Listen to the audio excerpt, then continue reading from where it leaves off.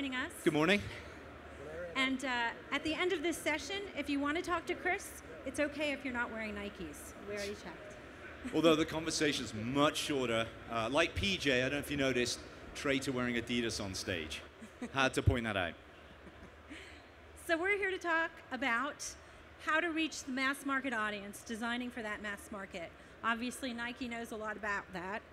And Chris and I talked 2 days ago about it. There's so many different ways we can approach it. And one of the ways we thought we would start is talking about the trust issue, building that in from the design process from the get-go. And I'll let Chris explain what you mean by that. Yeah, so what I think is we're in what I call fourth generation economy. And I'll do this really quick. I think first generation was access equals use. If you could get to something, you would use it. Second generation was money equals use. Things were expensive. You had to buy an expensive system, you could get to use it. Third was time. We could all get to things, but if it was too long, you never had any time in your day. Then we all got glanceware, we got great at design, and now it's about how much do your consumers trust you. If they trust your brand, they will use it, and if they don't, they will just flock away from you very quickly.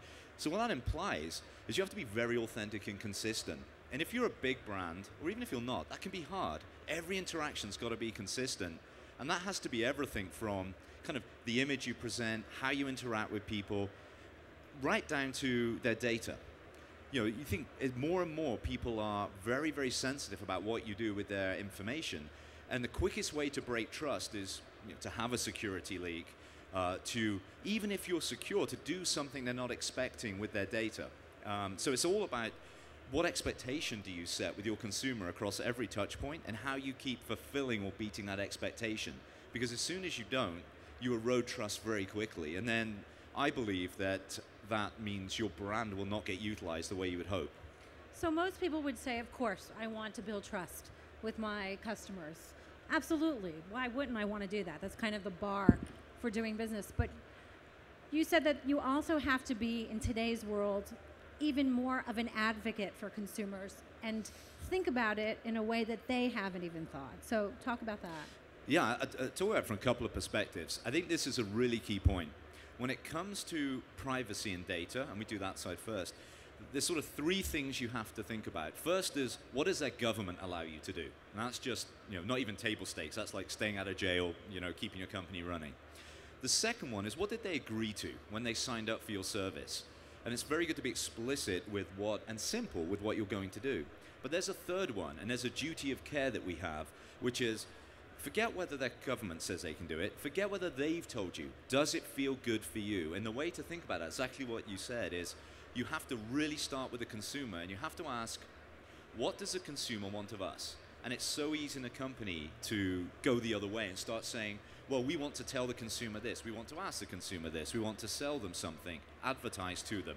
You have to turn that around and say, what would they want of us and what would they expect? And one of the things we say is like, serve, don't stalk. Because you have all this data, you could do lots of interesting things with your users or your consumers with that data, but you've got to stay the right side of the creep line.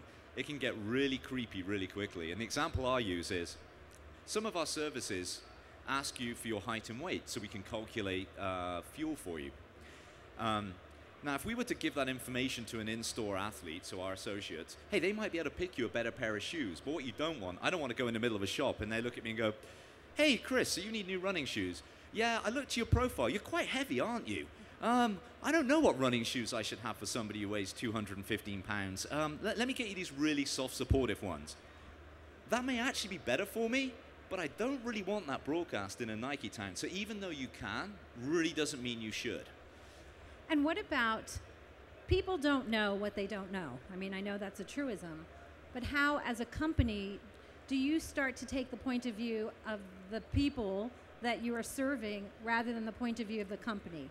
And the reason I bring this up is because you said at some point your design team is the customer. So they can totally relate to what people want because you're aligned with the customer. But at some point, your design team is no longer that person because you're serving the corporate interests. Or for whatever reason, maybe the audience is younger or older or different than you imagined.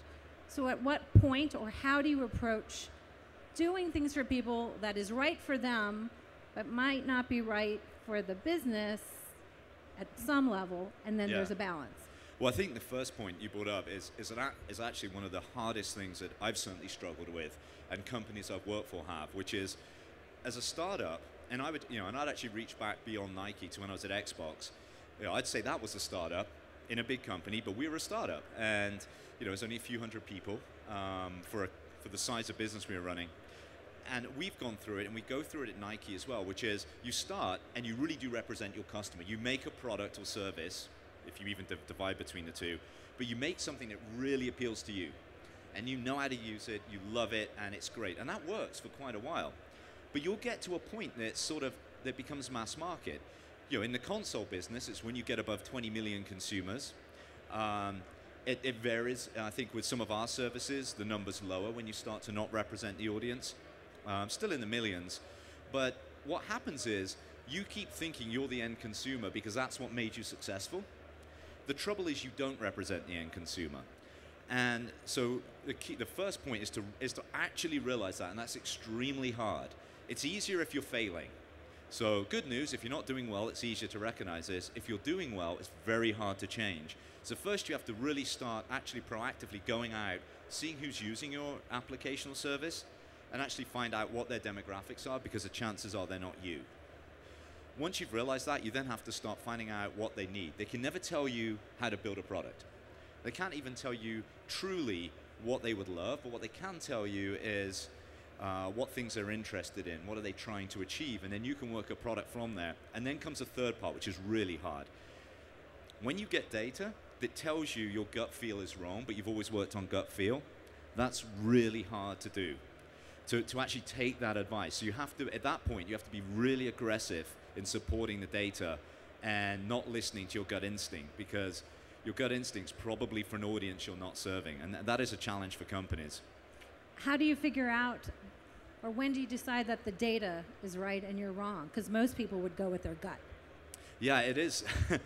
I don't know I have the best answer to that question, because you sort of work through it. I think there are some things it can tell you, and some of it's very mechanical. Like, you may be asking yourself, why is my adoption decreasing? Like, why is my rate of user acquisition decreasing? Or why is my churn on my system, why are my engagement stats, whatever they are, why are they lower? And I think you have to dig into the cohorts that's happening for, especially if you've instrumented well, and find out what they're not doing. And then you have to actually do some old-fashioned longitudinal research, go out and sort of ask those cohorts, try to find out what they were trying to achieve and see if that's what you were providing.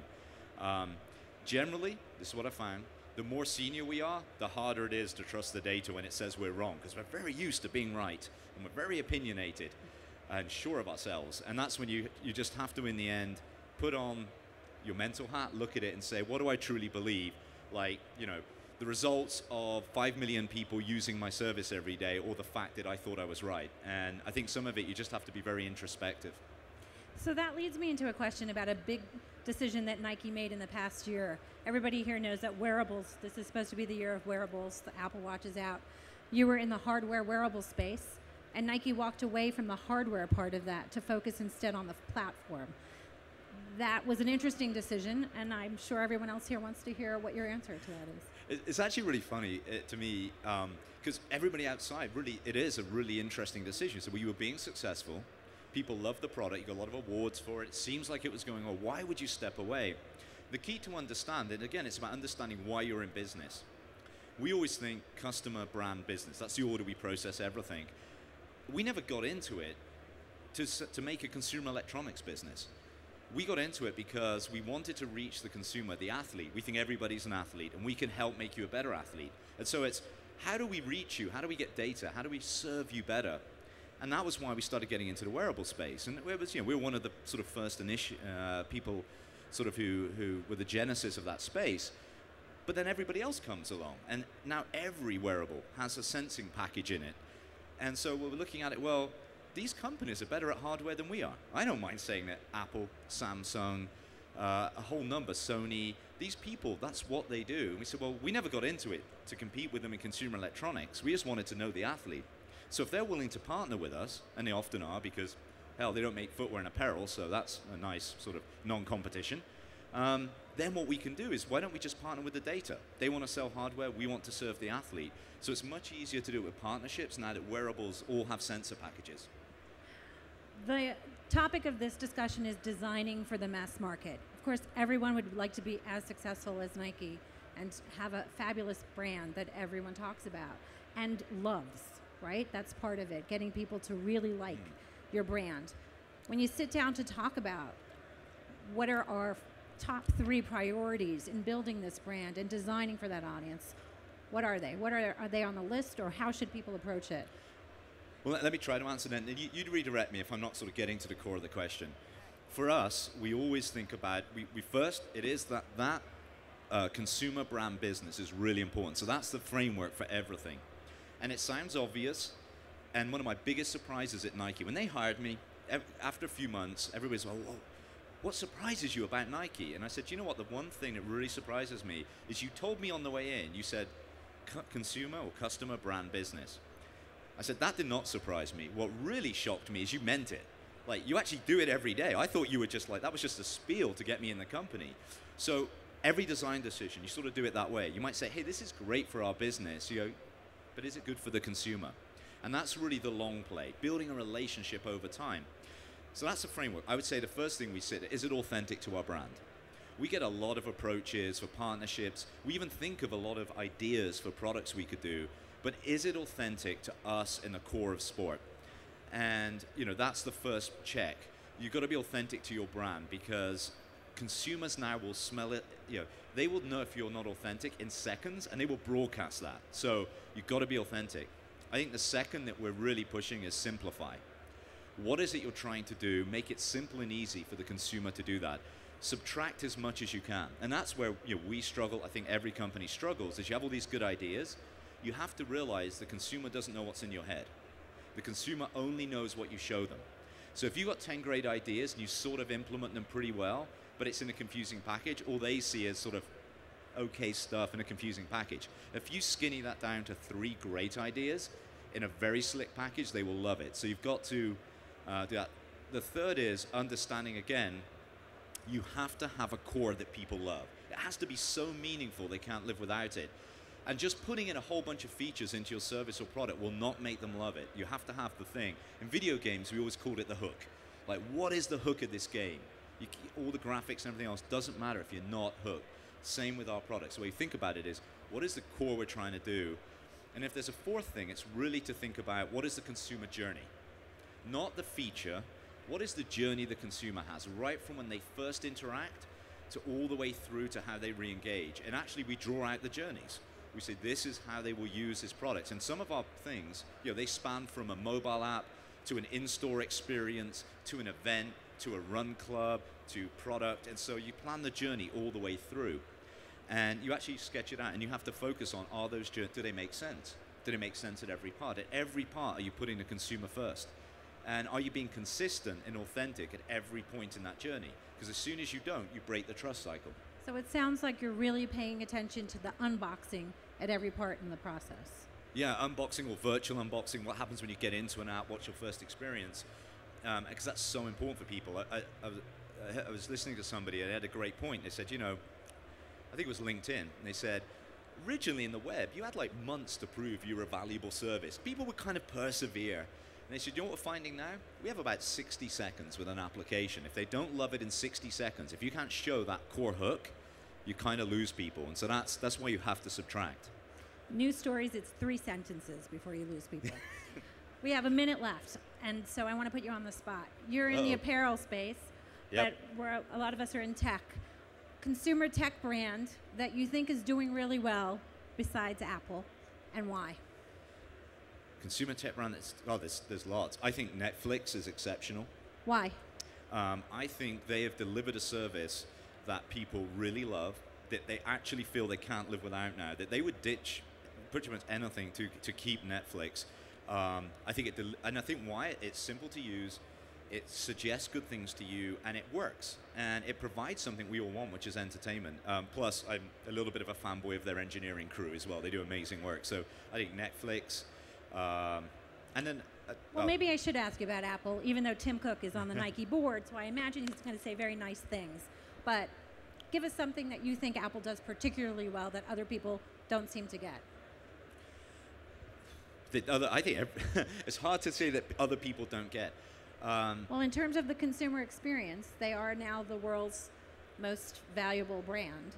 The world's most valuable brand. I think their magic actually was the ecosystem they created. When I look at my Apple phone, my iPhone, the Apple apps on it are okay, but they're not what means I can never give up this. It's the ecosystem and service they created. I do think actually when you break your phone, like I occasionally do, I'm a little clumsy, and iCloud works and how quick it is to set up your phone, that's a magical experience if you're used to any old sort of system. So that's great. But I think just the ecosystem of apps is what made the phone invaluable. And if the watch is going to be as successful anywhere near like the phone, it's got to be the ecosystem of third-party apps that makes the watch successful as well. So that was their magic, was the ecosystem they put together. And that ends our conversation, but I think sets up pretty well the next one. So thank you for joining us. Thank you all.